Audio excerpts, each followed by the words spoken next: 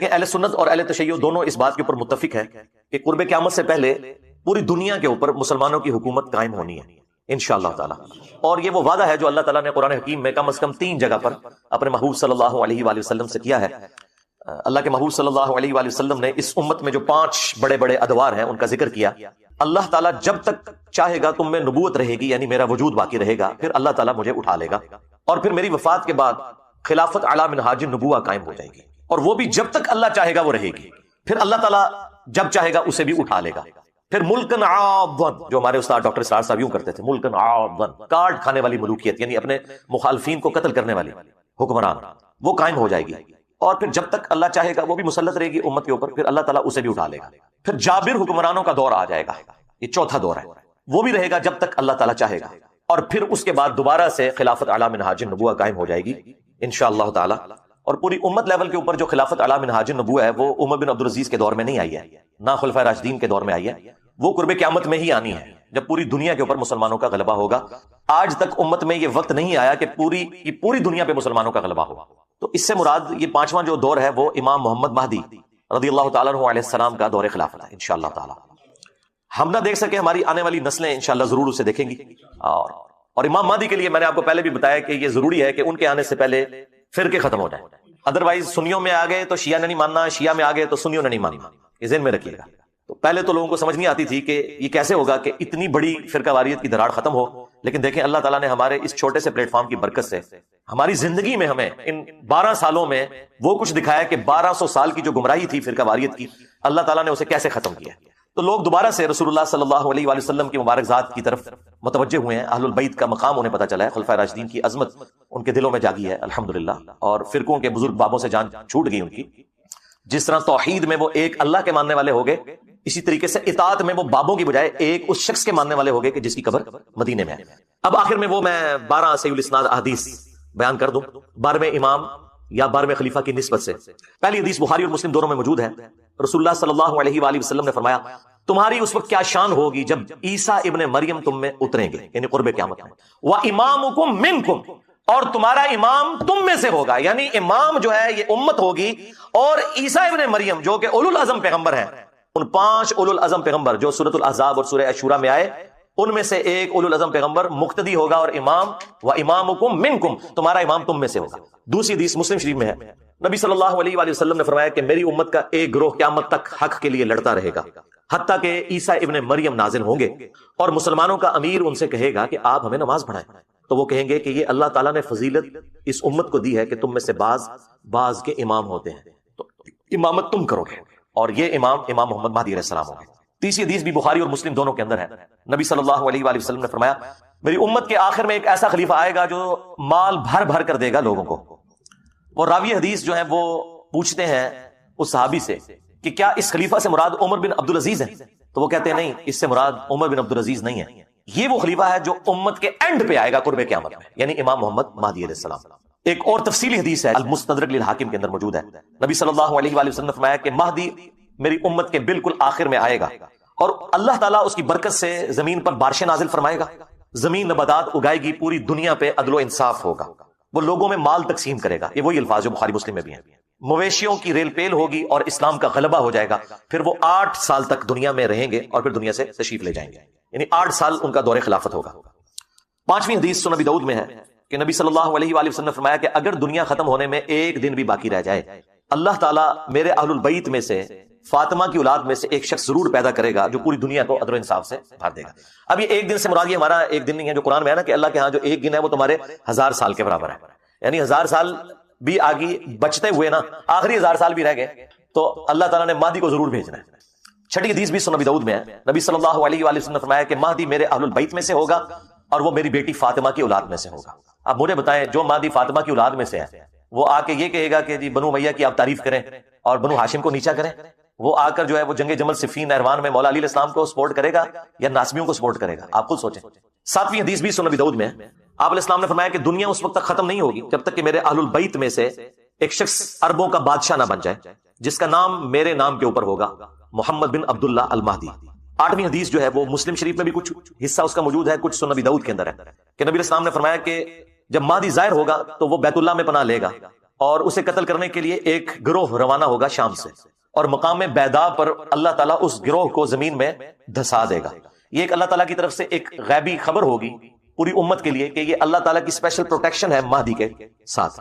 تو وہ لشکر زمین میں جب دھسایا جائے گا، یہ اس بات کا ثبوت ہوگا، جو لوگ پوچھتے ہیں کہ جی ابھی تک 500 مہدی تو قتل ہو چکے ہیں امت میں، تو اوریجنل بھی کہیں قتل نہ ہو جائے۔ نہیں سرکار، اوریجنل نہیں قتل ہوگا، اوریجنل کو جب قتل کرنے کی کوشش کریں گے تو وہ لشکر ہی زمین میں دھسا دیا جائے گا۔ یہ اللہ تعالیٰ کی طرف سے اسپیشل پروٹیکشن ہوگی کہ مہدی کو کوئی نقصان نہیں پہنچے گا۔ 9ویں حدیث سنن ابن ماجہ میں ہے کہ نبی اسلام نے فرمایا کہ مہدی میرے اہل بیت میں سے ہوگا، اور اللہ تعالیٰ ایک رات میں اس کا معاملہ درست کر دے گا، یعنی حالات و واقعات ایسے فیوریبل کر دے گا کہ مسلمانوں کی لیڈرشپ کے لیے اسے تیار کر دے گا۔ یہ 9 حدیثیں جو ہیں یہ مرفوع حدیثیں ہیں جو میں نے بیان کی، یعنی نبی صلی اللہ علیہ وآلہ وسلم نے خود ارشاد فرمایا اور صحابہ نے نبی الاسلام سے سنا۔ آخری 3 حدیثیں جو ہیں وہ صحابہ کے اقوال ہیں، اور صحابی کا قول اگر مستقبل کی خبر سے متعلق ہو تو یہ محدثین کا اتفاق ہے کہ وہ اللہ کے نبی کے بتانے پر ہی محمول ہوتا ہے، کیونکہ غیبی خبر نبی کے ذریعے صحابہ کو دی جاتی ہے۔ موقوفاً مولا علی علیہ السلام سے روایت ہے 10ویں المستدرک للحاکم میں کہ قرب قیامت میں ہاشمیوں میں سے ایک خلیفہ ظاہر ہوگا، اللہ تعالیٰ یعنی امام مہدی کو بھیجے گا، اور اس کے دور میں اللہ تعالیٰ کی نعمتیں جو ہیں وہ ان کی فراوانی ہوگی، اور لوگوں میں پیار اور محبت بڑھ جائے گا، یعنی وہی فرقہ واریت ختم ہو جائے گی، دشمنیاں ختم ہو جائیں گی، اور پھر اس کے بعد دجال کا ظہور ہوگا۔ 11 نمبر حدیث ابن عباس سے موقوفاً ہے، مصنف ابن ابی شیبہ کے اندر، وہ کہتے ہیں کہ ہم اہل بیت میں سے ایک نوجوان ظاہر ہوگا قرب قیامت میں، امام مہدی، اور اس پر بہت زیادہ فتنے وارد ہوں گے، لیکن اللہ تعالیٰ اسے تمام فتنوں سے محفوظ رکھے گا، یعنی اللہ تعالیٰ کی ایک غیبی تائید ہوگی۔ اور پھر ابن عباس کہتے ہیں کہ وہ اہل بیت کا نوجوان اس امت کے معاملے کو سیدھا کر دے گا، جو ٹیڑے راستے پر ہوگا ان کو بالکل سیدھا کر دے گا۔ اور 12ویں اور آخری موقوفاً روایت صوبان سے ہے، جو نبی الاسلام کے آزاد کردہ غلام ہے، یہ بڑی مشہور روایت آپ نے سنی ہوگی، مسند احمد میں اور المستدرک للحاکم میں، کہ جب خراسان سے کالے جھنڈے آتے ہوئے دیکھو تو ان کا استقبال کرنا، ان میں اللہ کا خلیفہ مہدی ہوگا۔ یہ 12 احادیث امام محمد مہدی علیہ السلام سے متعلق، اور جو ضروری گفتگو تھی میں نے اس حوالے سے کر دی۔ ہم تو صرف جو اہل سنت کا عقیدہ ہے وہ پبلک کے سامنے رکھیں گے، امام محمد مہدی علیہ السلام کے حوالے سے، 12ویں خلیفہ یا 12ویں امام، اور ان کی جو عزت اہل سنت کے ہاں ہے، تاکہ یہ پتہ چلے کہ یہ کوئی سنی شیعہ تفریق سے متعلق پرسنالٹی نہیں ہے، بلکہ یہ سنی شیعہ اتحاد کی علامت ہے۔ امام محمد بن عبداللہ المہدی رضی اللہ تعالیٰ عنہ وعلیہ السلام۔ امام محمد مہدی دجال کو قتل کرنے پر غالب نہیں ہوں گے، اللہ تعالیٰ عیسیٰ ابن مریم کے ذریعے اس دجال کو قتل کروائے گا۔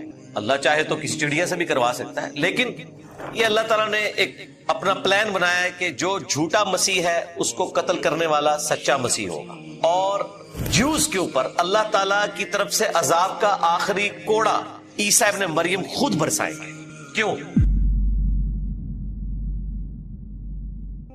بنی اسرائیل کے کیس میں 2 عروج کے بعد 2 زوال آئے اور دیٹس آل، لیکن اس امت میں 2 زوال کمپلیٹ ہونے کے بعد پھر آخر میں دوبارہ سے تیسرا عروج آئے گا، اور وہ امام محمد بن عبداللہ المہدی رضی اللہ تعالیٰ عنہ علیہ السلام کی سرکردگی میں ہوگا، جس کی بشارتیں قرآن و سنت میں موجود ہیں۔ قرآن میں اشارتاً ذکر ہے، کم از کم 3 مقامات پہ اللہ تعالیٰ نے اس کا ذکر کیا۔ هو الذی ارسل رسولہ بالہدی ودین الحق لیظہرہ علی الدین کلہ ولو کرہ المشرکون۔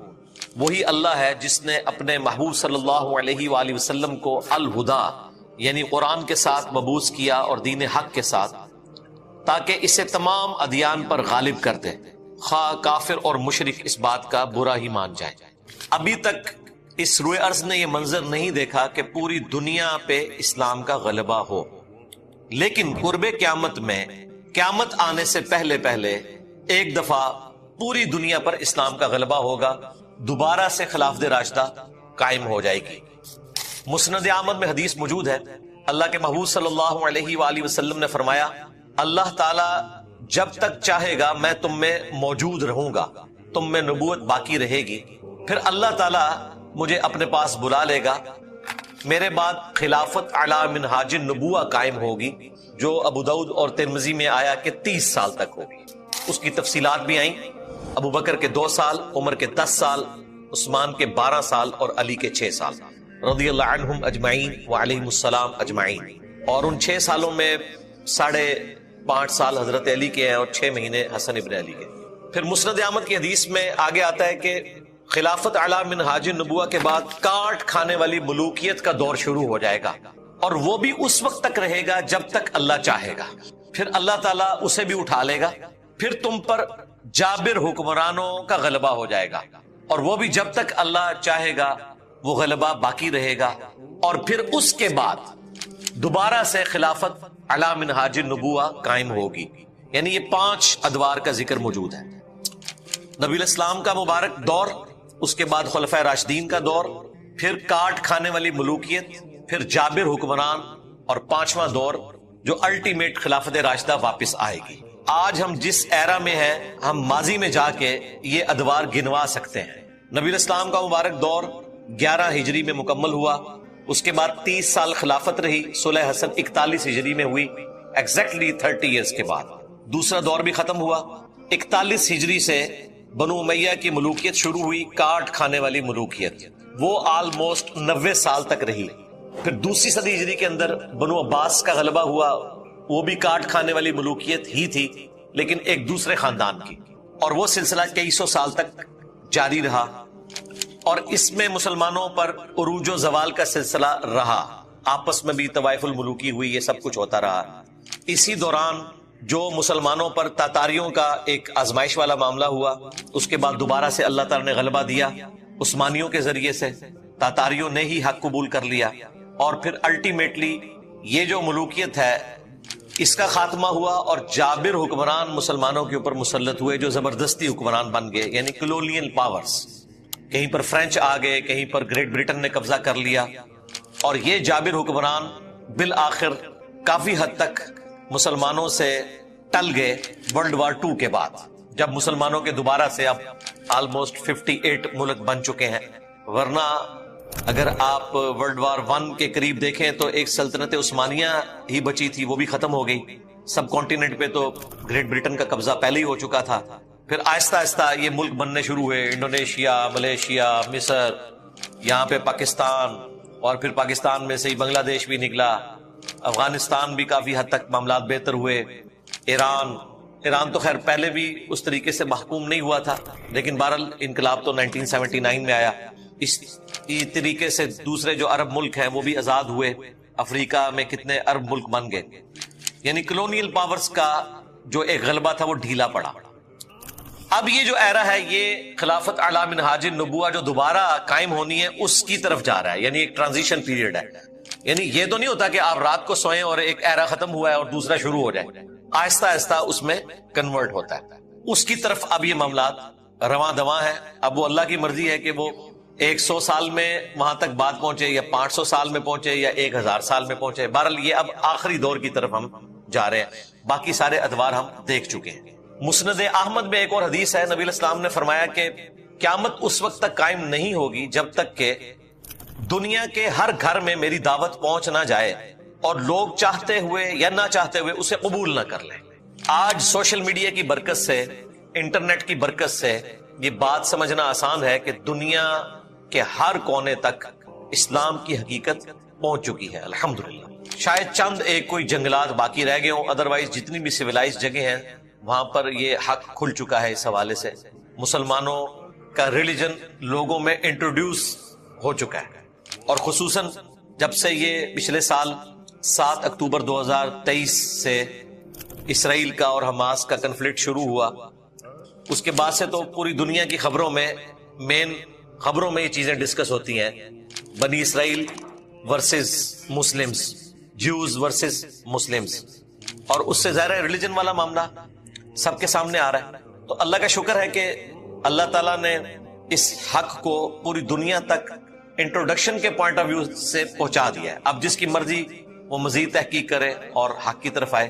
11 ستمبر 2001 کے بعد جس طریقے سے مسلمانوں پر پابندیاں لگائی گئیں، اللہ تعالیٰ نے اس شر میں سے بھی خیر نکالا اور نان مسلمز کو اسلام کا تعارف ہوا۔ اس کے بعد تو بہت تیزی سے لوگ اسلام کو اسٹڈی کر کے پرپز آف لائف تک پہنچے، خدا کا تعارف ہوا لوگوں کو، اور قرآن کو اسٹڈی کیا، حق بات کو قبول کیا۔ ہر شر میں سے کوئی نہ کوئی خیر نکلتا ہے۔ ابھی یہ فلسطین والے جو معاملات ہوئے اس کے بعد کئی لوگوں نے اسلام قبول کیا ہے۔ ایٹ لیسٹ یورپ امریکہ میں لوگوں کے دماغ کھلے ہوئے ہیں، وہ جب کسی تحقیق میں پڑھتے ہیں تو کوئی نہ کوئی رزلٹ ضرور نکال لیتے ہیں، اور جو حق کے متلاشی ہیں وہ حق تک پہنچ جاتے ہیں۔ سنن نبی داؤد کے اندر اور مسند احمد کے اندر کئی ایک احادیث ہے کہ نبی علیہ السلام نے فرمایا قیامت اس وقت تک قائم نہیں ہوگی جب تک کہ میری بیٹی فاطمہ کی اولاد میں سے ایک شخص نہ پیدا ہو جائے میرے ہی نام پر جو پوری دنیا کو انصاف سے بھر دے گا۔ امام محمد مہدی علیہ السلام سے متعلق 12 صحیح الاسناد احادیث میں نے مختلف ویڈیوز میں کور کی ہیں۔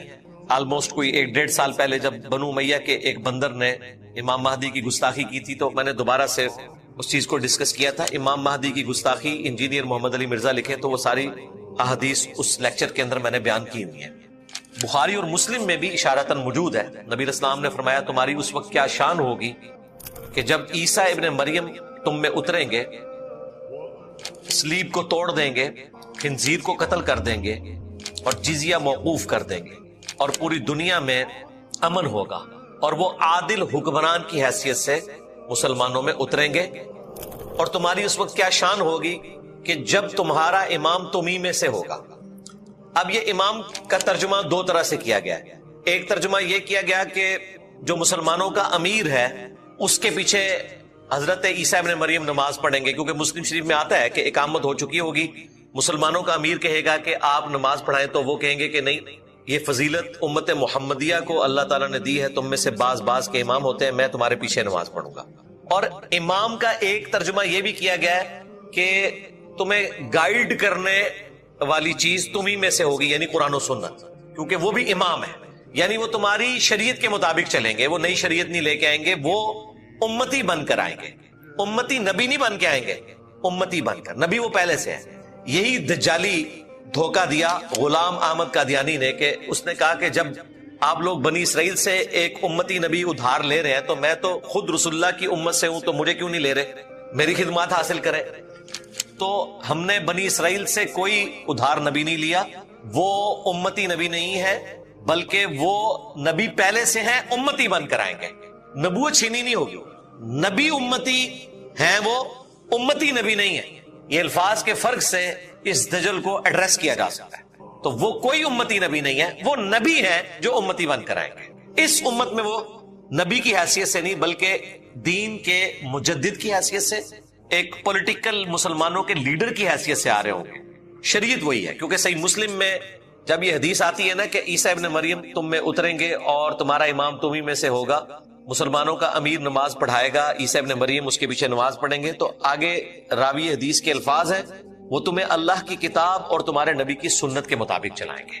یہ صحیح مسلم میں 394 نمبر حدیث ہے سٹارٹ ہی میں، تو اس میں یہ مقدمہ بالکل کلیئر ہے۔ باقی عیسیٰ ابن مریم کا دنیا میں آنا، اس کے حوالے سے قرآن و سنت کے دلائل وہ میں الگ سے ویڈیوز میں ذکر کر چکا ہوں۔ قرآن کلاسز متحمل نہیں ہے کہ ہم اس کی تفصیل میں جائیں، کیونکہ یہ ٹاپک اس کے ساتھ جڑا ہوا تھا کہ مسلمانوں پر تیسرا عروج آنا ہے امام محمد مہدی کے ذریعے، اور اس میں بھی جو ایک کرٹیکل ایشو ہے دجال کو قتل کرنے کا، کیونکہ وہ فتنہ بہت بڑا ہوگا، اس کے لیے ایک غیر معمولی انسان کی ضرورت ہے۔ امام محمد مہدی دجال کو قتل کرنے پر غالب نہیں ہوں گے، اللہ تعالیٰ عیسیٰ ابن مریم کے ذریعے اس دجال کو قتل کروائے گا۔ اللہ چاہے تو کسی چڑیا سے بھی کروا سکتا ہے، لیکن یہ اللہ تعالیٰ نے ایک اپنا پلان بنایا ہے کہ جو جھوٹا مسیح ہے اس کو قتل کرنے والا سچا مسیح ہوگا، اور جوز کے اوپر اللہ تعالیٰ کی طرف سے عذاب کا آخری کوڑا عیسیٰ ابن مریم خود برسائیں گے۔ کیوں؟ جب کبھی بھی نبیوں کا انکار ہوا ہے جو رسول بن کر آتے تھے، سمپل نبی نہیں رسول، تو اللہ تعالیٰ کی طرف سے عذاب آتا تھا۔ قوم نوح کے اوپر عذاب آیا، قوم عاد پہ، قوم سمود پہ، خود ہمارے نبی علیہ السلام کے کیس میں جہاد اور قتال کے ذریعے اللہ تعالیٰ نے کفار مکہ کے اوپر اور مشرکین عرب کے اوپر اور رومنز اور پرشینز کے اوپر عذاب مسلط کیا، جو سورہ التوبہ کے اندر رپورٹ ہوا۔ کیا مسلمانوں تمہاری تلواروں کے ذریعے اللہ تعالیٰ ان پر عذاب بھیجے گا۔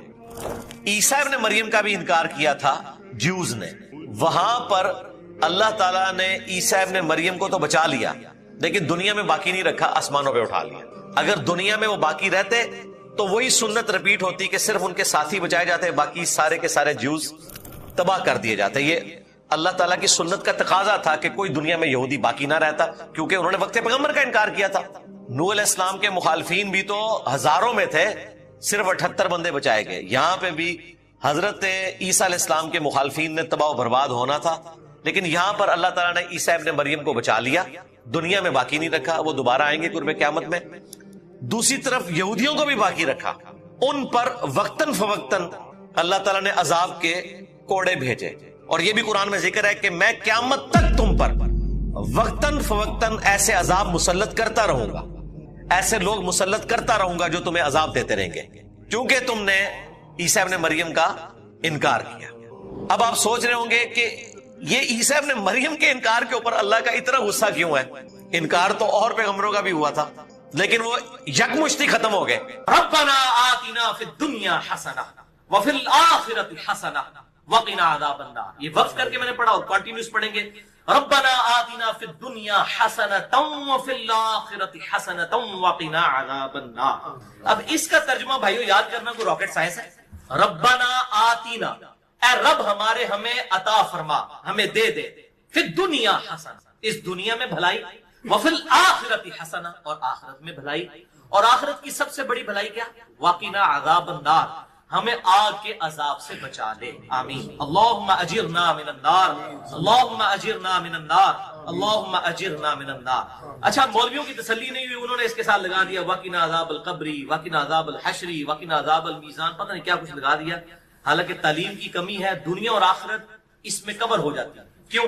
فی الدنیا حسنہ میں پوری دنیا کور، وفی الآخرۃ حسنہ میں قبر بھی کور، میدان حشر بھی کور، میزان عمل بھی کور۔ کیوں؟ بخاری اور مسلم کی متفق علیہ حدیث ہے کہ آپ صلی اللہ علیہ وسلم نے فرمایا جو شخص مر گیا اس کی قیامت قائم ہو گئی، مرتے ہی قیامت قائم ہوئی۔ اور بخاری اور مسلم کی متفق علیہ حدیث ہے کہ آپ صلی اللہ علیہ وسلم کی وفات کے دنوں میں سیدہ عائشہ کہتی ہیں میرے بھائی نے مسواک اٹھائی ہوئی تھی، آپ نے مجھ سے مانگی، میں نے انہوں نے چبانے ہی شروع کی تو چبائی نہ کی، سخت تھی، تو میں نے اپنے منہ میں چبا کر آپ صلی اللہ علیہ وسلم کے منہ میں ڈالی۔ اللہ تعالیٰ نے میرے تھوک کو اور نبی صلی اللہ علیہ وسلم کے تھوک کو اس دن جمع فرما دیا ایک ہی جگہ پر، جو نبی صلی اللہ علیہ وسلم کی دنیا کی زندگی کا آخری دن اور آخرت کی زندگی کا پہلا دن تھا۔ بخاری اور مسلم۔ تو اما عائشہ حضور کی وفات کے دن کو کیا کہہ رہی ہے؟ آخرت کی زندگی کا پہلا دن۔ تو وہ فی الآخرۃ حسنہ میں قبر بھی آ گئی، آخرت بھی آ گئی، میزان عمل بھی آ گیا، سب کچھ آ گیا۔ تو یہ مولویوں نے خام خواہ بیچ میں چیزیں، وہ کسی نے ودخلنا مال ابرار یا عزیز یا غفار، پتہ نہیں کیا کچھ بیچ میں لگایا ہوا ہے۔ بس یہ کامل دعا یہ ربنا آتینا فی الدنیا حسنہ وفی الآخرۃ حسنۃ وقنا عذاب النار، اس کو بدل نہیں سکتے، یہ بہت خطرناک معاملہ ہے۔ بخاری اور مسلم کی متفق علیہ حدیث ہے، ایک صحابی کو آپ نے دعا تعریف فرمائی وضو کے بعد کی، اس میں الفاظ تھے بنبی کا ارسلتا، میں ایمان لایا اس پر جو تیرے نبی کے ساتھ نازل ہوا۔ اس صحابی نے دعا پڑھتے ہوئے کہہ دیا برسولی کا ارسل، اب کوئی فرق ہے؟ میں ایمان لایا اس کتاب پر جو تیرے رسول پر نازل ہوئی۔ رسول تو سپرلیٹو ڈگری ہے، نبی سے بھی اوپر کی ڈگری، ہر نبی رسول نہیں ہوتا، چاند ایک رسول۔ آپ صلی اللہ علیہ وسلم فرمایا تو نے میرے الفاظ کو چینج کی، وہی کہہ جو میں نے کہا تھا بنبی کا ارسل۔ اب اس نے کہا یا رسول اللہ میں نے کون سی گستاخی کر دی ہے، میں تو اچھے الفاظ استعمال کیے ہیں، عشق دے چلے نمبر لے گئے، عقل والے ہوتے انجے ہی عملہ گالیاں، کچھ نہیں انہوں نے کہا۔ اب جو نبی صلی اللہ علیہ وسلم اپنے الفاظ کو نہیں بدلنے دے رہے اور اچھے الفاظ اس نے استعمال کیے، وہ یہ اجازت دیں گے کہ آپ صلی اللہ علیہ وسلم کی سنت دعاؤں کو آپ اس حوالے سے چینج کریں کہ اس میں چیزیں ایڈ کرنا شروع کر دیں، یہ آپ صلی اللہ علیہ وسلم اجازت دیں؟ تو یہ بدعت کے ٹاپک پہ میں نے کم از کم 5 گھنٹے کی گفتگو ریکارڈ کروا دی ہے، مثلا نمبر 75A اور 75B اہل سنت پاک.com پہ، اس میں بھی میں نے یہ ان حدیثوں کو ڈیٹیل کے ساتھ ڈسکس کیا تھا۔ لہذا نوکری کا مسئلہ ہو، رشتے کا مسئلہ ہو، پیپر دیے میں وہ پاس ہونے کا ایشو ہو، بیماری کا مسئلہ ہو، کوئی مسئلہ ہے اپنے ذہن میں رکھیں اور پھر دنیا حسنہ کو دل میں رکھیں کہ دنیا میں میرے لیے بھلائی، ہر چیز بھلائی، اچھی صحت کیا بھلائی نہیں ہے، اچھی نوکری کیا بھلائی نہیں ہے، اچھی بیوی کیا بھلائی نہیں ہے، ہر چیز ذہن میں رکھتے ہوئے جو آپ کی خواہش ہے یہ دعا کریں ربنا آتنا فی الدنیا حسنہ وفی الآخرۃ حسنۃ وقنا عذاب النار، اور اس میں یقین کریں آپ کو گلٹ بھی نہیں ہوگا، صرف آپ اللہ سے دنیا نہیں مانگ رہے ہوں گے، کیونکہ سورۃ البقرہ میں آتا ہے کہ جو دنیا دار لوگ ہیں نا، جو اللہ سے باغی لوگ ہیں، وہ کہتے ہیں اللہ ہمیں دنیا میں ہی عطا فرماتے، اور اللہ تعالیٰ پھر ساتھ فرماتے ہیں سورۃ البقرہ آیت نمبر 201 کہ جو میرے نیک ایمان والے بندے ہیں وہ یہ نہیں کہتے اللہ ہمیں دنیا میں ہی دے دے، وہ کہتے ہیں ربنا آتنا فی الدنیا حسنہ وفی الآخرۃ حسنۃ وقنا عذاب النار۔ اچھا، اب آپ ویسے دعا کر رہے ہو اللہ میں پاس ہو جاؤں یا اچھا رشتہ ہو جائے، نوکری لگ جائے، اس وقت آپ پیورلی دنیا کی دعا کر رہے ہوں گے، لیکن جب آپ یہ دعا کریں گے تو آپ اللہ تعالیٰ کو بھی ناراض نہیں کریں گے، دونوں چیزیں ایڈ ہو جائیں گی ساتھ، یعنی اللہ تعالیٰ کو بھی آپ سے کوئی گلہ شکوہ اس حوالے سے نہیں رہے گا، آپ کہہ رہے ہوں گے یا اللہ ربنا آتنا فی الدنیا حسنہ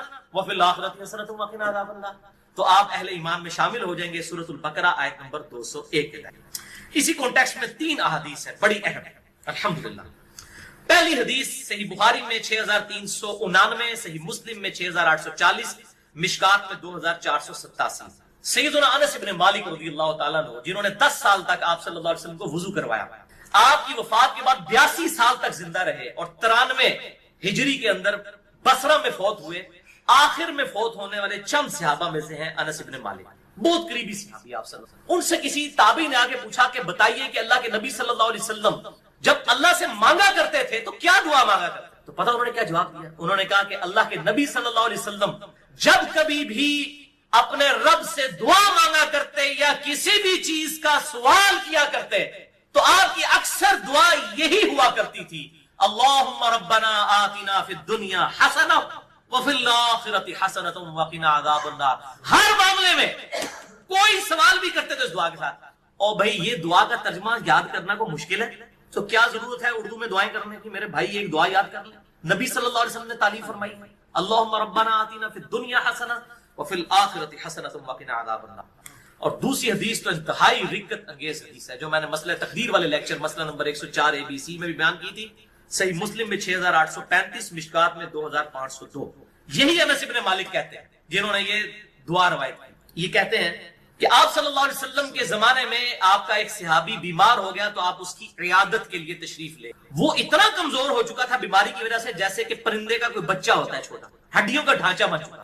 آپ نے جب اس کی حالت دیکھی آپ کو پتا چل گیا کہ انہیں کو کم پایا. آپ نے فرمایا وہ بتا تو اللہ سے کیا مانگتا رہتا ہے؟ اس نے کہا یا رسول اللہ میں اللہ سے دعا کرتا ہوں اے اللہ جو تو نے مجھے آخرت میں عذاب دینا ہے دنیا کی زندگی میں ہی دے. بولے اعوذ باللہ تعالی. آپ فرمایا سبحان اللہ. اللہ پاک جب آپ حیران ہوتے تو یہ بات کہا سبحان اللہ. اوئے تو اللہ تعالیٰ کا اس دنیا میں عذاب سہ سکتا ہے جو اللہ سے تم نے یہ دعا کی؟ نہ تو دنیا کی زندگی میں اللہ کا عذاب برداشت کر سکتا ہے نہ آخرت کی زندگی. اور تجھے تو چاہیے تھا کہ تو اللہ سے دعا کرتا اللہم ربنا آتنا فی الدنیا حسنہ وفی الآخرۃ حسنۃ وقنا عذاب النار. یہ کیا تو دعائیں کرتا رہے؟ اس میں وہ فنیٹک قسم کے جو صوفیاء نا ان کا بھی ارادہ وہ کہتے ہیں سانو دنیا نہیں چاہیے آخرت ہی چاہیے. اور اللہ کے نبی کیا کہہ رہے ہیں دنیا بھی اچھی آخرت بھی اچھی. اچھا انس بن مالک کہتے ہیں جب آپ صلی اللہ علیہ وسلم نے اسے یہ بات ارشاد فرمائی پھر اس نے یہی دعا مانگ کر اللہ کی طرف متوجہ ہوا، اللہم ربنا آتنا فی الدنیا حسنہ وفی الآخرۃ حسنۃ وقنا عذاب النار. تو اللہ تعالیٰ نے اسے شفا عطا فرمائی. اب اس سے بھی پتہ چلا بیماری کی شفا بھی یہی ہے، اللہم ربنا آتنا فی الدنیا حسنہ وفی الآخرۃ حسنۃ وقنا عذاب النار. آپ میں کہتا ہوں یہ جامع دعا کریں، ساری دعائیں جو ہیں اس کے اندر شامل ہیں. اچھا قرآن میں تو ہے ربنا آتنا فی الدنیا اور بخاری مسلم میں ہے اللہم ربنا آتنا فی الدنیا. تو اللہم کے ساتھ اے ہمارے اللہ یہ بھی ٹھیک ہے اور صرف ربنا آتنا بھی ٹھیک ہے، بلکہ قرآن حکیم میں سورۃ المائدہ میں حضرت عیسیٰ علیہ السلام کی جو دعا آتی ہے اس میں بھی ہے اللہم ربنا انزل علینا مائدۃ من السماء. تو قرآن میں بھی الفاظ ہیں اللہم ربنا کے. ویسے تو ہمارے لیے بخاری مسلم کے الفاظ ہی کافی تھے لیکن میں پھر بھی کیڑا نکالنے کے لیے کوئی یہ نہ کہ جی قرآن میں تو صرف ربنا آیا آپ اللہم کیوں لگا رہے ہیں. تو اللہ تعالیٰ نے بھی یہ دعا حضرت عیسیٰ علیہ السلام کی نقل کی ہے اللہم ربنا آتنا فی الدنیا حسنہ. یہ پڑھنا بخاری مسلم سے ثابت ہوا. اور اللہم ربنا انزل علینا مائدۃ من السماء سورۃ المائدہ کے آخری رکوع میں حضرت عیسیٰ علیہ السلام کے کانٹیکسٹ میں یہ الحمدللہ اللہم ربنا کے ساتھ یہ آئی ہے. اور تیسری حدیث سنن ابی داؤد میں 1892، مشکات میں 2581، عبداللہ بن صائب کہتے ہیں کہ میں نے خود نبی صلی اللہ علیہ وسلم کو رکن یمانی اور حجر اسود کے درمیان وہ جو مستجاب دیوار ہے یہ دعا مانگتے ہوئے سنا ہے اللہم ربنا آتنا فی الدنیا حسنہ وفی الآخرۃ حسنۃ وقنا عذاب النار. اسے مستجاب دیوار کہتے ہیں. مستجاب کہتے ہیں دعا کی قبولیت کی جگہ. 70 انبیاء کا مصلی ہے. آپ وہاں پر کھڑے ہوں تو آپ کا رخ دونوں قبلوں کی طرف ہو جاتا ہے، بیت المقدس کی طرف بھی اور خانہ کعبہ کی طرف. اس دوران آج تک حاجی عمرہ کرنے والے اور حج کرنے والے یہ دعا مانگتے ہیں ربنا آتنا فی الدنیا حسنہ وفی الآخرۃ حسنۃ وقنا عذاب النار. یہ بس اتنے ہی الفاظ ہیں، باقی جو ایڈ کیے لوگوں نے خود کیے. میں تو دعا کی قبولیت کی جو جگہ ہے خانہ کعبہ شریف وہاں پر بھی آپ نے یہی دعا مانگی ربنا آتنا فی الدنیا حسنہ وفی الآخرۃ حسنۃ وقنا عذاب النار. اسماء اعظم اور دعا کی قبولیت کے لیے کیا کیا طریقے ہیں اس حوالے سے میرا مسئلہ نمبر 82 ڈیٹیل کے ساتھ ریکارڈ ہے. اور بھائیو بخاری اور مسلم اور باقی احادیث کی روشنی میں کئی ایک مقامات ہیں جو دعا کی قبولیت کی جگہ، مثلا اذان اور اقامت کے درمیان جو وقفہ ہے جماعت کھڑے ہونے تک یہ دعا کی قبولیت کا سبب ہے. ابو داؤد میں حدیث موجود ہے. آج میرا ٹاپک نہیں اس لیے میں سکپ کر رہا ہوں. اسی طریقے سے تیز بارش کے وقت دعا قبول ہوتی ہے. میدان جنگ میں جنگ کے دوران اس وقت دعا کی قبولیت کا وقت ہے. جمعے والے دن خطیب جب جو ہے وہ 2 خطبوں کے درمیان وقفہ کرتا ہے اس دوران دل میں دعا مانگی جائے وہ قبولیت کا وقت ہے. اور کئی ایک قبولیت کے وقت ہے لیکن ایک وقت ایسا ہے جو ہر وقت آپ کے پاس اویلیبل ہے اسی کانٹیکسٹ میں آپ کو اگلی 5 حدیثیں میں بیان کرنے لگوں، اور وہ ہے نماز میں دعا مانگنا، جس کے لیے آپ کو جمعے کے دن کے انتظار کی ضرورت نہیں ہے، کسی اور چیز کی ضرورت نہیں، جب بھی آپ نماز پڑھیں یہ 5 حدیثیں اسی پہ ہماری گفتگو کنکلوڈ ہوگی۔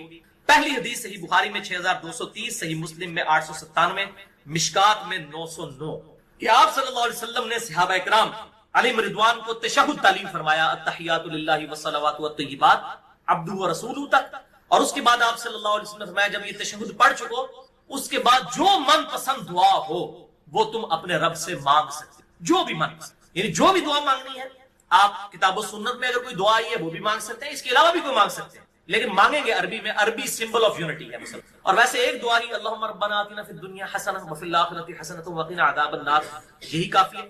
اور اس حدیث میں عدم ذکر ہے درود ابراہیمی کا، وہ اگلی حدیثوں میں موجود ہے۔ صحیح مسلم میں 1739، مشکات میں 1257 میں ہے کہ ام عائشہ کہتی ہیں کہ نبی صلی اللہ علیہ وسلم جب تشہد بیٹھتے اللہ کی حمد بیان کرتے، اس کے بعد دعائیں کرتے، اور یہی حدیث سنن نسائی میں 1720 اور 1721 ہے کہ آپ صلی اللہ علیہ وسلم اللہ کی حمد بیان کرتے، اس کے بعد نبی صلی اللہ علیہ وسلم پر درود پڑھتے، اور اس کے بعد اپنے رب سے دعائیں مانگا کرتے، اور یہی ترتیب ہے جو جامع ترمذی میں انٹرنیشنل نمبر کے مطابق 593 نمبر حدیث ہے کہ ایک صحابی تھے، انہوں نے بڑی تیزی سے نماز پڑھی اور اس کے بعد جو ہے وہ بڑی جلدی جلدی دعا مانگنا شروع کی۔ آپ صلی اللہ علیہ وسلم نے انہیں بلا کر نماز کا طریقہ سکھایا اور دعا مانگنے کا طریقہ اس میں موجود ہے کہ سکھایا، اور آپ صلی اللہ علیہ وسلم نے فرمایا کہ دعا میں جلدی نہ کرو، پہلے اللہ کی حمد بیان کرو، اس کے بعد دروشی پڑھو، پھر دعا مانگا کرو۔ اتنے میں ایک اور شخص آیا جس نے اللہ کی حمد بیان کی، دروشی پڑھا، پھر دعا مانگی، تو آپ نے 2 دفعہ فرمایا سل تعطا، سل تعطا، مانگ تجھے دیا جائے گا، مانگ تجھے دیا جائے گا۔ یعنی درود شریف اور اللہ کی حمد یہ پروٹوکول ہے دعا کی قبولیت کا۔ تو اللہ کی حمد اور درود شریف، اور نماز میں یہی ہوتا ہے، آپ پہلے اللہ کی حمد کرتے ہیں، التحیات للہ والصلوات والطیبات، پھر نبی صلی اللہ علیہ وسلم پر سلام عرض کرتے ہیں، پھر درود شریف پڑھتے ہیں، اینڈ پہ دعائیں مانگتے ہیں آپ جا کے، وہ جتنی بھی دعائیں سنت سے ثابت ہیں، اللہم انی اعوذ بک من عذاب جہنم ومن عذاب القبر ومن فتنة المحیا والممات ومن شر فتنة المسیح الدجال، جو بخاری مسلم میں آتی ہے، یا اللہم ربنا آتنا فی الدنیا حسنۃ وفی الآخرۃ حسنۃ وقنا عذاب النار، یا رب اجعلنی مقیم الصلاۃ ومن ذریتی ربنا وتقبل دعائی ربنا اغفر لی ولوالدی وللمؤمنین یوم یقوم الحساب۔ یہ صحیح بخاری میں آتا ہے، حضرت ابوبکر صدیق کو آپ نے خصوصاً دعا سکھائی تھی۔ وَذَنُّونَ، اور یاد کرو مچھلی والے کو، یعنی کہ یونس علیہ السلام، اذ ذہب مغاضبا، جب وہ غصے کی حالت میں چل پڑے۔ غصہ کس پہ تھا؟ قوم پہ، حق قبول نہیں کیا، لیکن ایک اجتہادی غلطی ہوئی کہ وحی کا انتظار کیے بغیر ان کو عذاب کی وعید سنا کر وہاں سے چلے گئے۔ اب ایک پیغمبر کے شان شان نہیں تھا کہ وہ وحی کا انتظار کیے بغیر خود سے اجتہاد کر کے وہاں سے نکل جائیں۔ بس یہ جو ان کی اجتہادی غلطی تھی امت کے حق میں یہ کریڈٹ ثابت ہوئی، ان کا ڈیبٹ۔ اور سورہ یونس میں ہم پڑھ چکے ہیں کہ کبھی ایسا نہیں ہوا کہ کسی قوم کے لیے عذاب کے آثار نمایاں ہو جائیں اور ان سے وہ عذاب ٹل جائے، سوائے قوم یونس کے۔ 1,00,000 سے زیادہ وہ لوگ تھے، قرآن میں آیا۔ اللہ تعالیٰ نے ان سب کو توبہ کی توفیق دی۔ دیکھیں وہ تو سمجھ لیں کہ جہنمیوں سے سیدھے جنتی بن گئے، کیونکہ عذاب کے آثار آنے کے بعد تو ان سے پہلے بھی قومیں اسلام قبول کر چکی تھی۔ فرعون نے اسلام قبول کر لیا تھا، لیکن اس وقت موت کو سامنے دیکھ کر اسلام قبول نہیں ہوتا، اللہ تعالیٰ اسے ایکسیپٹنس نہیں دیتا۔ قوم یونس کو اللہ تعالیٰ نے ایکسیپٹنس دے دی اور ان سب کے سب لوگوں نے اسلام قبول کیا۔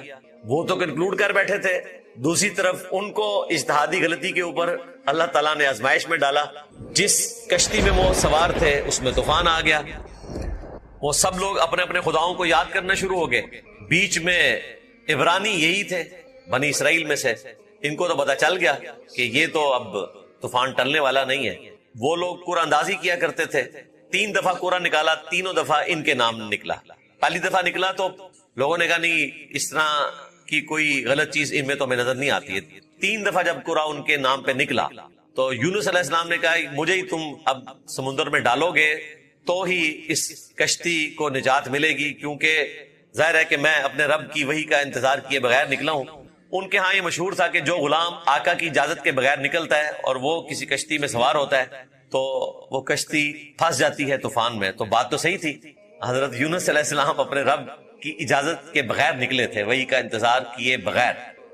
پھر ایک مچھلی نے انہیں نگل لیا، اور یہ معجزانہ طور پر ہوا، ورنہ ویل مچھلی اگر آپ کو نکل لے تو دوسری طرف سے تو کچھ بھی نہیں سلامت رہے گا، جتنا بڑا اس کا معدہ ہے اور جتنا اس میں تیزاب ہے، یہ معجزانہ طور پر ہوا۔ اللہ تعالیٰ نے ان کو نجات دی.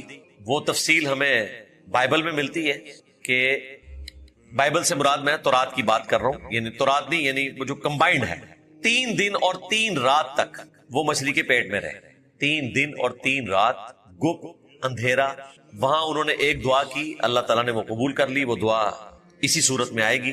سورہ الصافات میں آگے چل کر آئے گا کہ اگر یونس علیہ السلام اس دعا کے ذریعے ہماری طرف متوجہ نہ ہوتے تو پھر مچھلی کے پیٹ سے اسی دن نکالے جاتے جس دن مردے اپنی قبروں سے نکالے جائیں. اللہ تعالیٰ نے اس دعا کی برکت سے ان کو نجات دے دی. واپس جب وہ قوم میں آئے تو حیران رہ گئے کہ سب لوگ ہی، یعنی سب نے رفع الیدین شروع کر دیا ہے، سارے ہی چینج ہو چکے ہیں. تو بہت بڑی چیز تھی. تو اللہ تعالیٰ فرما رہا ہے کہ سیدنا یونس علیہ السلام غصے کی حالت میں اپنے قوم سے نکلے.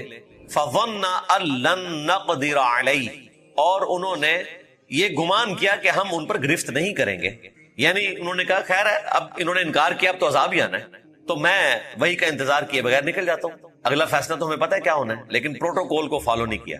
یہ پروٹوکول اللہ کے نزدیک اتنا امپورٹنٹ ہے کہ موسیٰ علیہ السلام نے بھی پروٹوکول کو جب فالو نہیں کیا تھا نا، پہلے ہی چلے گئے تھے، تو پیچھے سے سامری جادوگر نے فتنے میں مبتلا کر دیا تھا. وہاں پر بھی یہ الفاظ ہیں کہ موسیٰ تو نے جلدی کیوں کی آنے میں، جو ٹائم طے ہوا تھا اس سے پہلے کیوں آ گیا.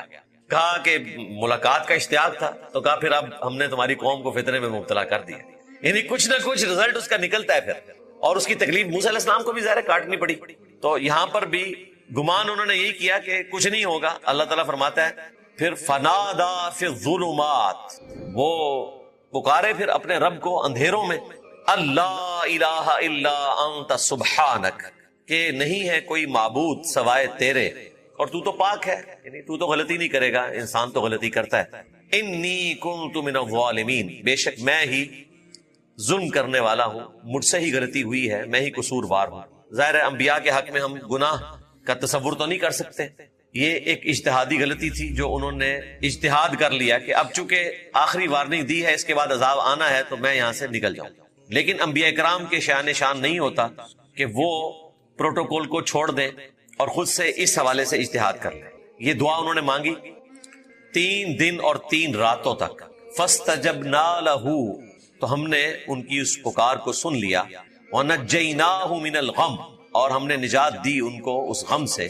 غم کیا مطلب، سمجھ لیں کہ موت کے منہ سے ہی واپس آئے. وَكَذَلِكَ نُنْجِي الْمُؤْمِنِينَ، اور بالکل اس طریقے سے ہم نجات دیا کرتے ہیں اہل ایمان کو. اس میں ہلکا سا اشارہ تھا کہ یونس علیہ السلام نے جتنی کمٹمنٹ کے ساتھ اللہ کے حضور دعا کی اور ان کی دعا کی برکت سے اللہ تبارک و تعالیٰ نے انہیں نجات دی، اگر اسی کمٹمنٹ کے ساتھ کوئی بھی اہل ایمان میں سے اللہ کی طرف رجوع لائے تو ہم اسے بھی نجات دیں گے. وَكَذَلِكَ نُنْجِي الْمُؤْمِنِينَ، یعنی یہ دعا خاص یونس علیہ السلام تک نہیں ہے، اس کی برکات ہمیشہ رہیں گی. اسی لیے جامعہ ترمذی میں حدیث ہے، نبی صلی اللہ علیہ وآلہ وسلم نے فرمایا کہ جو شخص بھی یونس علیہ السلام کی دعا کے ذریعے اللہ کی طرف متوجہ ہوتا ہے، اللہ تعالیٰ اسے کبھی بھی محروم نہیں لوٹاتا. یہ اسماء اعظم میں سے ہے. آپ دیکھیں میں درس کے سٹارٹ میں بھی یہ دعا پڑھتا ہوں، جب ممبر پر آتا ہوں اس وقت بھی یہ دعا پڑھتا ہوں. یہ اسماء اعظم میں سے ہیں یہ 3 وظائف. لا الہ الا انت سبحانک انی کنت من الظالمین. دوسرا حسبنا اللہ ونعم الوکیل. قرآن پاک میں نبی علیہ السلام کی دعا یہ رپورٹ ہوئی، اور صحیح بخاری میں حضرت ابراہیم علیہ السلام کی دعا یہ رپورٹ ہوئی جب ان کو آگ میں پھینکنے لگے تھے، حسبنا اللہ ونعم الوکیل. اور تیسری یا حی یا قیوم برحمتک استغیث، یہ اسپیسیفکلی ہمارے نبی علیہ السلام کی دعا ہے جو آپ نے غزوہ بدر کے موقع پر بھی مانگی، باقی مواقع پر بھی، اور اللہ تعالیٰ نے آپ کی غیبی مدد فرمائی. یہ اسماء اعظم میں سے. اور یہاں پر اللہ تعالیٰ فرما رہا ہے کہ ہم اہل ایمان کو بھی نجات دیں گے جو یونس علیہ السلام کی دعا کے ذریعے ہماری طرف متوجہ ہوگا. جامعہ ترمذی میں حدیث ہے، جو شخص بھی اللہ کی حمد اور درود شریف پڑھ کر اللہ کی طرف متوجہ ہوتا ہے، اللہ تعالیٰ اسے محروم نہیں لوٹاتا. تو اللہ کی حمد میں یہ اسماء اعظم شامل ہیں. سورۃ الفاتحہ یہ بھی اسماء اعظم میں سے ہے، یہ بھی اللہ کی حمد ہے. وہ پڑھیں، اس کے بعد درود شریف پڑھیں اور اللہ کی طرف متوجہ ہوں. اللہ تعالیٰ دعا قبول فرمانے والا ہے. لیکن دعا کی قبولیت ویسے نہیں ہوگی جیسا کہ آپ چاہ رہے ہیں. پہلا تھم رول آپ یاد رکھیں کہ دعا کبھی ریجیکٹ ہوتی نہیں ہے. جامعہ ترمذی میں مسند احمد میں موجود ہے، نبی علیہ السلام نے فرمایا کہ دعا کبھی بھی ریجیکٹ نہیں ہوتی. جب بھی تم اپنے رب سے دعا کرتے ہو تو جو تم نے مانگا یا تو وہی تمہیں مل جائے گا یا اس دعا کی وجہ سے اللہ تعالیٰ کوئی تمہاری مصیبت دور کر دے گا، اس کا بہتر نعم البدل تمہیں دے دے گا، یا پھر وہ قیامت کے دن کے لیے سٹور کر دی جائے گی۔ جب یہ بات صحابہ کرام نے سنی تو ان کا رسپانس دیکھیں کیا تھا۔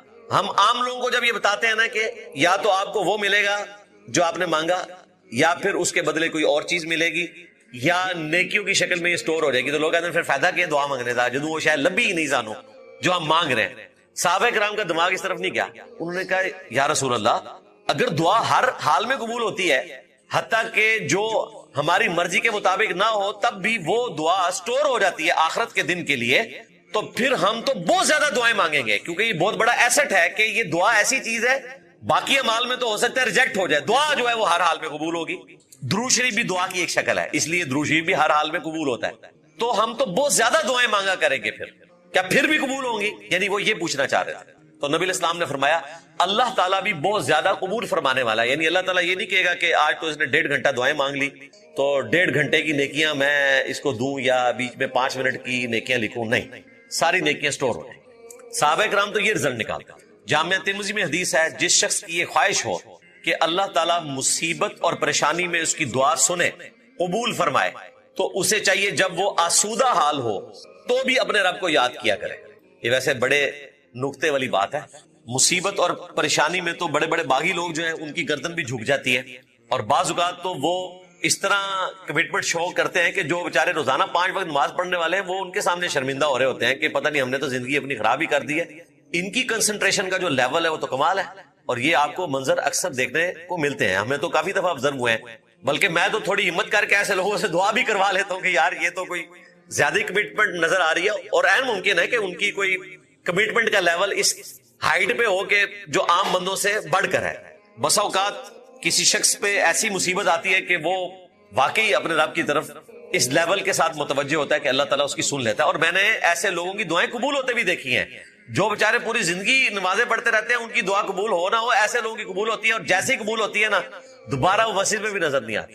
اچھا عام لوگ سمجھتے ہیں کہ یار یہ تو اللہ تعالیٰ کے بہت قریب ہیں، اللہ تعالیٰ نے ان کو دے کر آزمایا اور وہ ناکام ہو گئے، اس کے بعد تو انہیں شکرانے کے طور پر اہل ایمان والی زندگی گزارنی چاہیے تھی، لیکن نعمت ملنے کے بعد وہ باغی ہو گئے۔ یہی وہ لوگ ہیں جن کے بارے میں آتا ہے نا قرآن میں کہ جب یہ سمندری بھور میں پھنس جاتے ہیں تو خالص اللہ کو پکارتے ہیں، اس وقت ان سے جھوٹے معبود جاتے رہتے ہیں، جب ہم انہیں نجات دے دیتے ہیں پھر یہ شرک کرنا شروع کر دیتے ہیں۔ یہاں پر بھی یہی ہوتا ہے، اللہ سے مانگتے ہیں اور جب ملتا ہے تو کبھی کسی بزرگ کی طرف منسوخ کر دیتے ہیں، کبھی کسی درگاہ کی طرف منسوخ کر دیتے ہیں، اللہ کی طرف اسے منسوخ کرتے ہوئے انہیں شرم آتی ہے۔ تو دعا ہر حال میں قبول ہونی ہے، اور وہ لوگ جو عام حالت میں دعائیں مانگتے ہیں اللہ تعالیٰ مصیبت اور پریشانی میں بھی ان کی دعاؤں کو سنتا ہے۔ دعائیں چند ایک ہیں، ہم نے اذکار کارڈ کے اوپر وہ دعائیں لکھ دی ہیں۔ گرین کارڈ فرض نماز کے بعد کے سنت اذکار ہیں آلموسٹ کوئی 17-18 کے قریب، اور بلو کارڈ صبح شام کے سنت اذکار ہیں وہ بھی تقریباً کوئی 20-22 کے قریب ہیں۔ اگر کوئی وہ بھی نہیں کر سکتا تو ایٹ لیسٹ 5 سنت اذکار جو ہم نے اورنج کارڈ صبح شام کے اذکار لکھ دیے کہ چلو یار یہ تو آپ کم از کم کمٹمنٹ کے ساتھ کریں۔ ایک دفعہ آیت الکرسی کا وظیفہ صبح شام، 10 دفعہ لا الہ الا اللہ وحدہ لا شریک لہ لہ الملک ولہ الحمد وہو علی کل شیء قدیر۔ تیسرا وظیفہ بسم اللہ الذی لا یضر مع اسمہ شیء فی الارض ولا فی السماء وہو السمیع العلیم، صبح شام 3 دفعہ۔ چوتھا وظیفہ اعوذ بکلمات اللہ التامات من شر ما خلق، صبح شام 3 دفعہ۔ اور 5واں وظیفہ آخری 3 قل، سورۃ الاخلاص، سورۃ الفلق اور سورۃ الناس، 3 دفعہ صبح شام۔ یہ سمجھ لیں کہ سارے وظائف کا نچوڑ ہے۔ اگر آپ کوئی اور وظیفہ نہ بھی کریں صبح شام بس یہ 5 وظائف کر لیں، سارے وظائف اس کے اندر شامل ہیں، کیونکہ ان وظائف کے وہ فضائل رپورٹ ہوئے ہیں جو باقی ساری دعاؤں کے الگ الگ رپورٹ ہوئے ہیں، ان سب کو جمع کریں تو اس کے اندر لائی کرتا ہے۔ ایک حدیث کا ریفرنس اس میں مینشن کر کے ہم نے وہ اورنج کارڈ بھی لکھ دیا، اس کا PDF بھی بنا دیا، ہارڈ کاپی بھی اویلیبل ہوتی ہے۔ تو یہ مختصر اذکار دعائیں یہ آپ روزانہ کریں تو آپ گویا کہ روزانہ اپنے رب سے دعا مانگ رہے ہیں، اور یہ آپ کی روٹین میں دعا شامل ہو۔ باقی فرض کے بعد جو مختصر 2-3 دعائیں ہیں، اللہ اکبر اور 3 دفعہ استغفر اللہ، اور اللہم انت السلام ومنک السلام تبارک یا ذا الجلال والاکرام، اور اس کے بعد 1 دفعہ آیت الکرسی، اور ایک ایک دفعہ آخری 3 کل اور تسبیحات فاطمہ وہ ہر فرض نماز کے بعد آپ کرتے رہیں، اور صبح و شام کے لیے یہ دعائیں کر لیں تو اس میں تمام دعائیں شامل ہیں۔ لیکن پروٹوکول وہی ہے جو جامع ترمذی میں 2 احادیث ہے کہ جو شخص اللہ کی حمد جیسا کہ اس کی شان کے لائق ہے وہ حمد کرنے کے بعد اور درود شریف پڑھنے کے بعد اللہ کی طرف متوجہ ہوتا ہے تو اللہ تعالیٰ دعا کو سن لیتا ہے۔ اور نماز میں اللہ نے یہی ترتیب رکھی ہے، التحیات للہ والصلوات والطیبات، پہلے اللہ کی حمد کرتے ہیں، اس کے بعد نبی الاسلام پر سلام، پھر درود شریف، اور اینڈ پہ جا کے آپ دعائیں مانگتے ہیں۔ یہ ترتیب ہے۔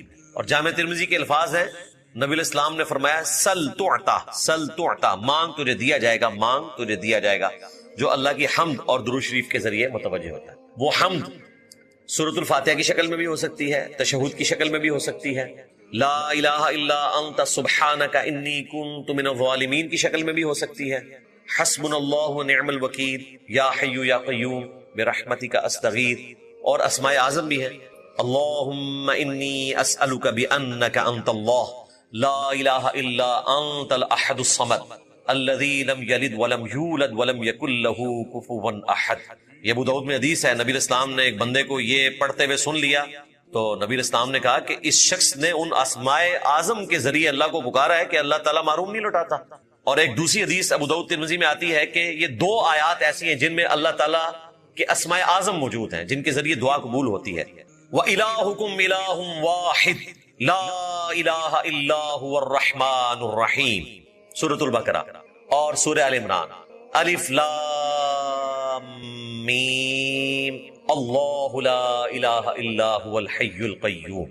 آپ دیکھتے ہیں میں جب بھی پبلک سیشن کے اینڈ پہ دعا کرواتا ہوں تو میں یہ دونوں اسماء اعظم پڑھتا ہوں، قرآن کی 2 آیات والے اسماء اعظم اور جو حدیث میں رپورٹ ہوئے، اس کے بعد درود شریف اور آپ دعا مانگے۔ تو یہ ایک پروٹوکول ہے اور دعا قبول ہونی ہے، لیکن سلیقے کے ساتھ جو پروٹوکول بتایا گیا اللہ کی حمد اور درود شریف، اس میں آیت کریمہ کا یہ وظیفہ بھی ہے، لا الہ الا انت سبحانک انی کنت من الظالمین۔ باقی یہ جو ہمارے محلوں میں عورتیں 1.25 لاکھ دفعہ آیت کریمہ کا وظیفہ کرواتی ہیں اور پھر وہ پروٹوکول بھی ایسا بتاتے ہیں، کہتے ہیں کہ یہ آیت کریمہ بڑا گرم ہوتا ہے، آپ نے اس کا پروٹوکول رکھنا ہے، خوشبو وہاں پہ سلگھانی ہے، ہر شخص باوضو ہو کر اس کو پڑھے، اور گٹھلیاں رکھی بھی ہوتی ہیں۔ اس طرح کا جو اجتماعی ذکر کرنا ہے نا، یہ بدعت کے اوپر مبنی ہے۔ آپ نے ویسے پڑھنا ہے تو بے شک 1.25 لاکھ دفعہ کیا آپ 10 لاکھ دفعہ پڑھیں۔ اس طرح کا کوئی وظیفہ اس حوالے سے رپورٹ نہیں ہوا۔ جب ہم اسماء اعظم بتاتے ہیں نا کہ آپ یہ پڑھیں تو لوگ پوچھتے ہیں کتنی دفعہ؟ بھائی 1 دفعہ پڑھ لینا بھی کافی ہے، اس کے بعد درود شریف پڑھیں اور دعا مانگیں اللہ سے، دیٹس آل۔ یا زیادہ سے زیادہ نبی الاسلام نے کوئی وظیفہ رپورٹ کیا ہے احادیث میں جو آپ علیہ السلام سے نقل ہوا، وہ 100 دفعہ ہے۔ عموماً جو وظائف ہیں وہ 1 دفعہ ہیں، 3 دفعہ ہیں، 7 دفعہ ہے، 10 دفعہ ہے، 25 دفعہ ہے، 33 دفعہ ہے، اور حد 100 دفعہ، بس اس سے اوپر کچھ نہیں ملتا۔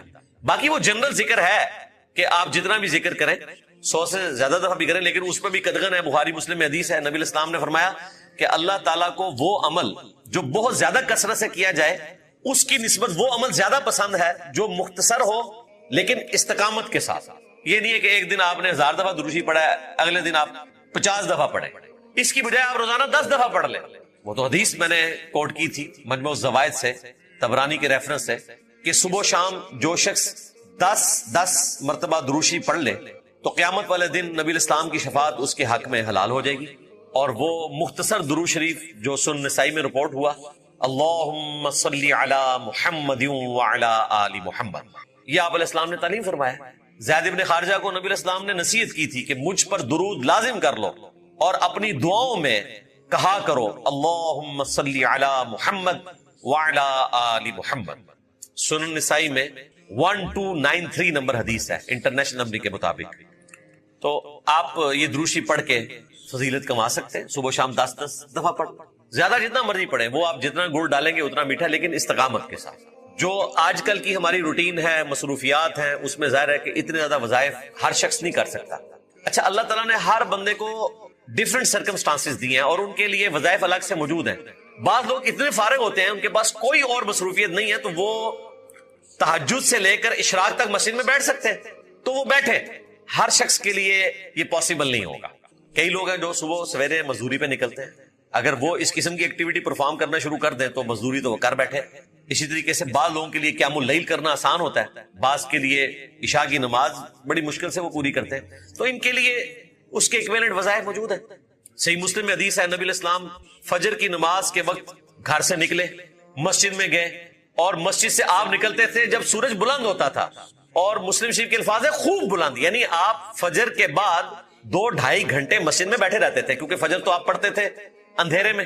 اور اس دوران صحیح مسلم میں آتا ہے کہ صحابہ کرام آپ کو واقعات سنایا کرتے تھے زمانہ جاہلیت کے, اور اپنی وہ غلطیاں گنوایا کرتے تھے کہ ہم تو اس طریقے سے چڑھاوے چڑھاتے تھے بتوں کے لیے, اور اس قسم کی غلط ایکٹیویٹیز میں, شرکیہ ایکٹیویٹیز میں مبتلا تھے, یعنی لائف سٹوری سنایا کرتے تھے. اور نبی علیہ السلام سن کے مسکرایا کرتے تھے. صحابہ کرام کہتے ہیں ہم مسکراتے تھے تو نبی علیہ السلام بھی وہ بیٹھ کے سنتے تھے اور مسکرا دیا کرتے تھے. یا کبھی بخاری مسلم میں آیا کہ آپ فجر کی نماز کے بعد کہتے تھے اگر کسی نے کوئی خواب دیکھا ہے تو میں اس کی تعبیر بیان کر دوں. تو اگر کسی کو خواب آتا تھا تو وہ تعبیر پوچھ لیتا تھا. تو یہ آپ کی روٹین تھی. تو مسلم شریف کی حدیث ہے, آپ فجر پڑھ کے اتنے دیر کے بعد گھر واپس آئے, آپ نے اپنی بیوی اور ہماری ماں سیدہ جویریہ سلام اللہ علیہا کو دیکھا کہ وہ پچھلے 3-4 گھنٹے سے ایک ہی جگہ مصلی پہ بیٹھے ہوئے عبادت کر رہی ہیں. نبی علیہ السلام نے کہا تو اس وقت سے بیٹھی ہوئی ہے اور عبادت کر رہی ہے, اور میں نے ابھی گھر آ کر صرف 4 کلمات 3 دفعہ پڑھے ہیں اور مجھے تجھ سے زیادہ ثواب مل گیا. سبحان اللہ وبحمدہ عدد خلقہ ورضا نفسہ وزنۃ عرشہ ومداد کلماتہ. سبحان اللہ وبحمدہ کے ساتھ یہ 4 کلمات 3 دفعہ, اور مجھے تم سے زیادہ ثواب مل گیا. اس کا مطلب ہے کہ جو لوگ مسجد میں نہیں بیٹھ سکتے تو صبح شام کے اذکار میں ہم نے یہ وظیفہ ڈالا ہے. اب اگر کوئی اتنا ہی گیا گزرا ہے کہ یہ بھی نہیں پڑھ سکتا تو اس سے کم درجے کا تو وظیفہ اس کو بتایا نہیں جا سکتا. اس کو پڑھنے میں آپ کو 1 منٹ مشکل سے لگے گا اگر آپ یہ 3 دفعہ کلمات پڑھیں. اور ثواب کیا ہے؟ 4 گھنٹے مصلی پر بیٹھ کر عبادت کرنے سے زیادہ. تو گارنٹی تو نبی علیہ السلام نے دی ہے. اسی طریقے سے نبی علیہ السلام نے فرمایا کہ جو شخص مہینے میں 3 روزے رکھ لے وہ اللہ کے حضور ایسا ہے, صحیح مسلم کی حدیث ہے, گویا کہ وہ ہمیشہ روزہ رکھنے والا ہے. ہمیشہ روزہ رکھنا فزیکلی یہ تو ناپسندیدہ ہے, لیکن اس کے ثواب کی خواہش تو ہر بندے کے دل میں. نبی علیہ السلام نے زیادہ سے زیادہ داؤدی روزوں کی اجازت دی ہے. صحیح مسلم میں 1 دن روزہ رکھو 1 دن چھوڑ. لیکن جو مہینے میں 3 روزے رکھے تو اسے پورے مہینے کے روزوں کا ثواب, اور ہر مہینے رکھتا رہے یعنی کہ 36 روزے رکھے تو پورے سال کے روزوں کا ثواب. اور دوسری طرف صحیح مسلم میں حدیث ہے جس نے شوال کے 6 روزے رکھ لیے رمضان کے روزے رکھنے کے بعد تو وہ اللہ کے حضور ایسا ہے گویا کہ ہمیشہ روزہ رکھنے والا ہے. یعنی کہاں صرف 6 روزے شوال کے اور کہاں ہر مہینے 3 روزے رکھنا. اب شوال کے 6 روزے بھی کوئی نہ رکھ سکے, اس سے کم تو آپ کو کوئی پیکج آفر نہیں کیا جا سکتا تھا. تو یہ آپ پیکج ڈھونڈا کریں جس طرح آپ موبائل کے پیکج ڈھونڈتے رہتے ہیں نا کہ اگر میں یہ لگا لوں تو میرا تو واٹس ایپ کا اور انٹرنیٹ کا زیادہ استعمال ہے تو مجھے یہ پیکج سوٹ کرتا ہے, کال تو میں نے بہت کم کرنی ہوتی ہے تو میں یہ والا پیکج لوں گا. اس طرح یہ پیکیجز آپ کے پاس لکھے ہوئے موجود ہونے چاہیے, آپ کے علم میں ہونے چاہیے کہ آپ مختصر عمل کریں اور وہ ثواب حاصل کر لیں. اور یہ وہ حدیثیں ہیں جو ہماری مین سٹریم کی کتابوں میں ہیں, یہ کوئی دور دراز کی احادیث نہیں ہے, نہ ان کی صحت کے اعتبار سے کوئی ایشو ہے. بخاری اور مسلم میں یہ احادیث رپورٹ ہوئی ہیں. سنن نبی داؤد میں حدیث ہے جو شخص 1 دفعہ پڑھ لے صبح لا الہ الا اللہ وحدہ لا شریک لہ لہ الملک ولہ الحمد وہو علی کل شیء قدیر, تو شام تک وہ اللہ تعالیٰ کے قلعے میں آ جائے گا. ہر چیز کے اگینسٹ اللہ تعالیٰ اس کی حفاظت کرے گا, شیاطین کے اگینسٹ, جنات کے اگینسٹ, جادو ٹونے کے اگینسٹ 1 دفعہ پڑھنے سے.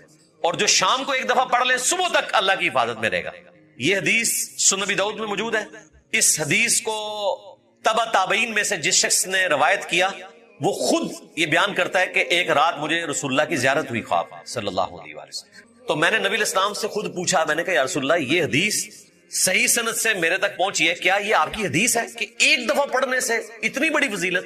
تو نبی علیہ السلام نے فرمایا کہ تم سے جس شخص نے حدیث بیان کی اس نے سچ کہا, یہ میرا فرمان ہے کہ جس نے 1 دفعہ پڑھ لیا لا الہ الا اللہ وحدہ لا شریک لہ لہ الملک ولہ الحمد وہو علی کل شیء قدیر, تو شام تک وہ اللہ تعالیٰ کی حفاظت میں رہے گا. اور شام کو پڑھ لے تو صبح تک اللہ تعالیٰ کی حفاظت میں رہے گا.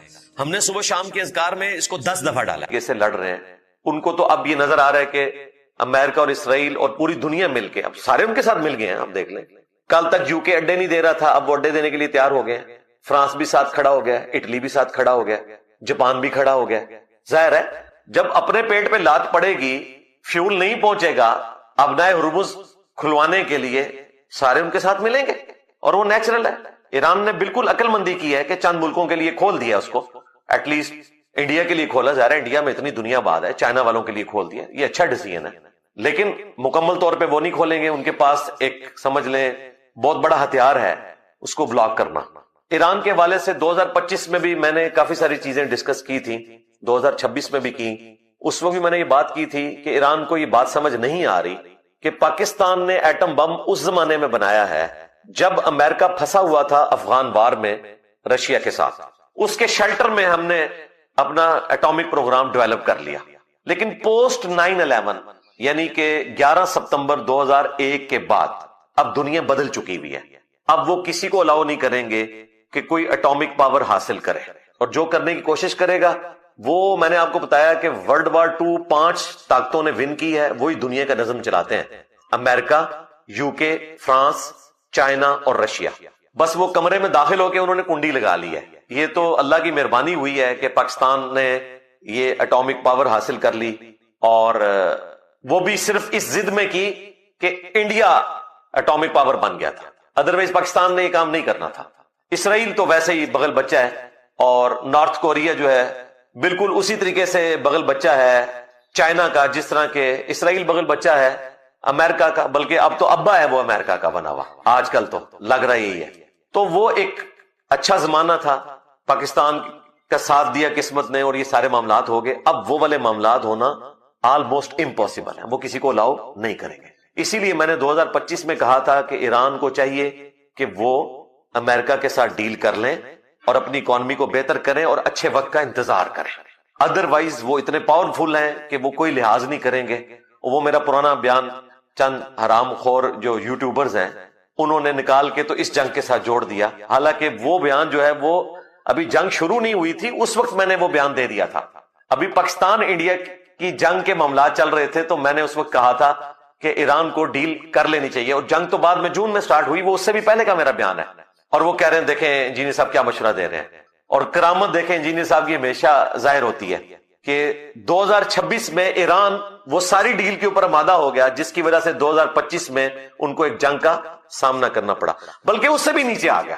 اور یہ میں اپنی بات نہیں کر رہا، جو ان کے درمیان وزیر دفاع ہیں عمان کے، جو امریکہ اور ایران کے درمیان یہ ڈیل کروا رہے تھے، انہوں نے باقاعدہ اس چیز کا اظہار کیا اور افسوس کیا کہ امریکہ نے یہ زیادتی کی ہے. ایران تو پرانی شرائط سے بھی نیچے آ گیا تھا اور ہر شرط ماننے کے لیے تیار ہو گیا تھا، اس کے باوجود یہ ظلم ہوا ہے. تو اللہ نے مجھے اس معاملے میں بھی سرخرو کیا کہ 2025 میں جو میں نے مشورہ دیا تھا وہ مشورہ ایران 2026 میں ماننے کے لیے تیار ہوا، لیکن لیٹ ہو چکا تھا، کیونکہ اب وہ تلے ہوئے تھے کہ انہوں نے ایپسٹین فائلز کو دبانے کے لیے حضرت ٹرمپ نے اور حضرت نیتن یاہو نے اپنے کیسز کو دبانے کے لیے یہ ایک نیا پنڈورا باکس کھول دیا اور پوری دنیا کے مسلمانوں کو ایک تکلیف میں مبتلا کر دیا. والعیاذ باللہ تعالی. اللہ تعالیٰ ان کے فتنوں سے مسلمانوں کو محفوظ فرمائے، ان کو ہدایت دے، اگر ان کی قسمت میں ہدایت نہیں ہے تو اللہ تعالیٰ ان کو تباہ و برباد کرے، آمین.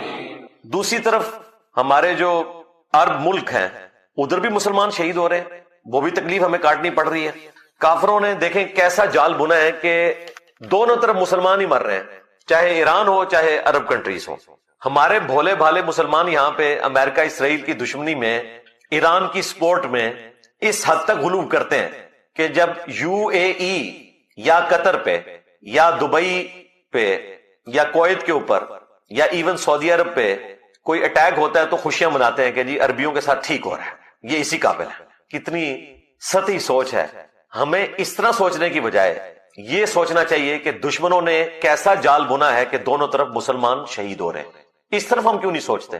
دوسری بات، خوابوں کی دنیا سے، جذبات کی دنیا سے باہر نکلیں.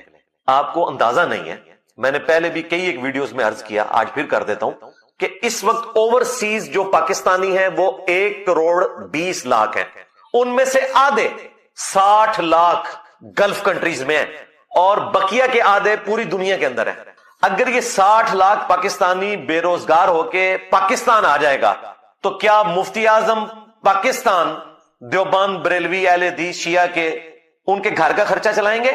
یا اسٹیٹ چلائے گی, اسٹیٹ تو پہلی سیکورٹی اسٹیٹ ہے, یہ ویلفیئر اسٹیٹ ہے ہی نہیں ہے, اس طرف کسی کا دماغ گیا.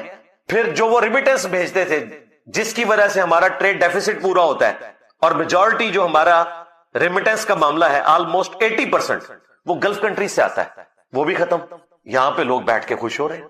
یعنی یہ سطحی سوچ ہے, جذباتی سوچ ہے, اور ہر ایک نے اپنا اپنا ملک ملا ہوا ہے. دیوبندیوں نے افغانستان مان لیا, اہل حدیث نے سعودی عرب مان لیا ہوا ہے, شیعہ نے ایران مان لیا ہوا ہے. کتنا ظلم ہے.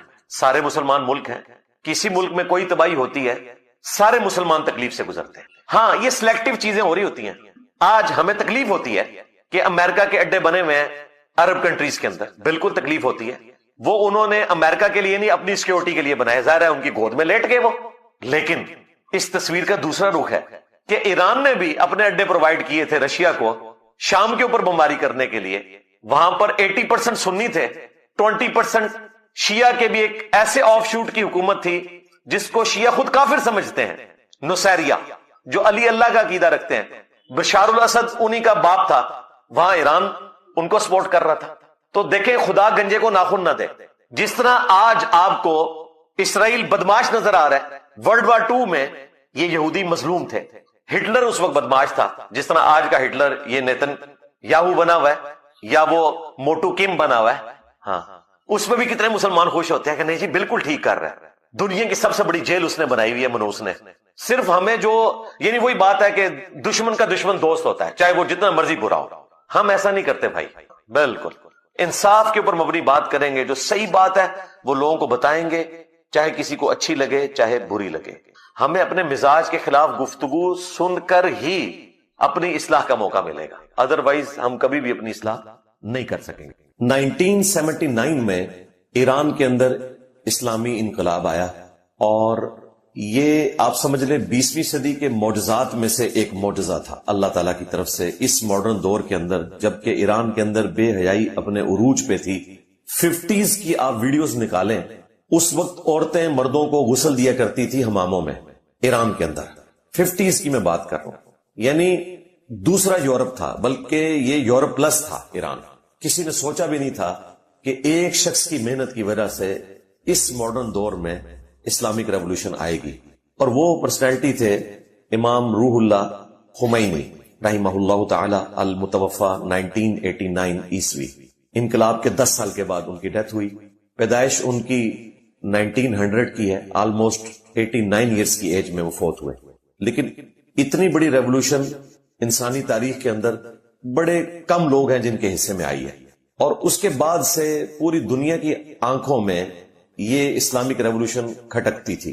سب سے پہلے تو سنیوں کو فکر پڑ گئی کہ یہ انقلاب ایکسپورٹ ہو کے ہمارے ملکوں میں نہ آ جائے. اس وجہ سے عرب ملکوں کی ٹسل ایران کے ساتھ شروع ہو گئی, اور اس میں میدان جنگ پاکستان جیسے غریب ملک بنے. یہاں اس وقت جہادی تنظیمیں منظر عام پہ آئیں, اور سنی شیعہ فسادات پھوٹ پڑے, اور اس وقت کی اسٹیبلشمنٹ کی چھتری کے نیچے یہ سب کچھ ہوا. ضیاء الحق ایک کٹر قسم کا دیوبندی تھا, نماز وہ لال مسجد میں پڑھتا تھا. اس وقت شاہ فیصل مسجد نہیں بنی ہوئی تھی, تو مرکزی جامعہ مسجد اسلام آباد کی لال مسجد ہوتی تھی. ادھر جاتا تھا, اس کا دماغ خراب ہو گیا, اوپر سے سعودیہ نے پیسہ لگایا, مصیبت پڑ گئی پاکستان کے عوام کو. شیعہ کی مساجد کے اندر بم دھماکے شروع ہو گئے, ٹوائلٹس کے اندر شیعہ کافر کے نعرے شروع ہو گئے, سپاہ صحابہ, پھر لشکر جنگوی, یہ سارے کے سارے فسادات, ہتھوڑا گروپ, یہ سب کچھ اسی زمانے میں شروع ہوا, اور شیعہ کا قتل عام ہوا ہزاروں کی تعداد کے اندر. بہرحال یہ ایک تاریخ کا تلخ پہلو ہے پاکستان کے حوالے سے. میں آج کے پاکستان کی بات نہیں کر رہا. آج تو پاکستان نے شیعہ کو گود لے لیا, جس طرح کسی زمانے میں دیوبندیوں کو گود لیا تھا, پھر کچھ عرصہ کے لیے بریلویوں کو گود لیا خادم رضوی صاحب کی شکل میں, ان سے جان چھڑائی, تو اب ان کو سمجھ آئی کہ سب سے پیسفل کمیونٹی جو ہے وہ اہل تشیع کی, اور یہ بالکل ریالٹی ہے. جس طرح ان کی پرسیکیوشن ہوئی ہے, اگر وہ جوابی یہاں معاملات شروع کر دیتے تو ہر گلی میں درجنوں مساجد ہیں سنیوں کی, وہ کچھ بھی کر سکتے تھے. لیکن وہ پیسو ریزسٹنس میں بلیو کرتے ہیں, اس وجہ سے سنیوں کی مسجدیں کافی حد تک بچ کے رہی. کچھ جذباتی لوگ ان میں بھی پیدا ہوئے, لیکن ان کو اپنی کمیونٹی سے کوئی ایسا پذیرائی نہیں ملی, اس لیے اللہ کا شکر ہے کہ یہ فساد اپنی موت مر گیا. امام خمینی جو تھے وہ 1989 میں فوت ہوئے. اس وقت پریزیڈنٹ آف ایران تھے سید علی خامنائی صاحب. تیسرے پریزیڈنٹ تھے وہ.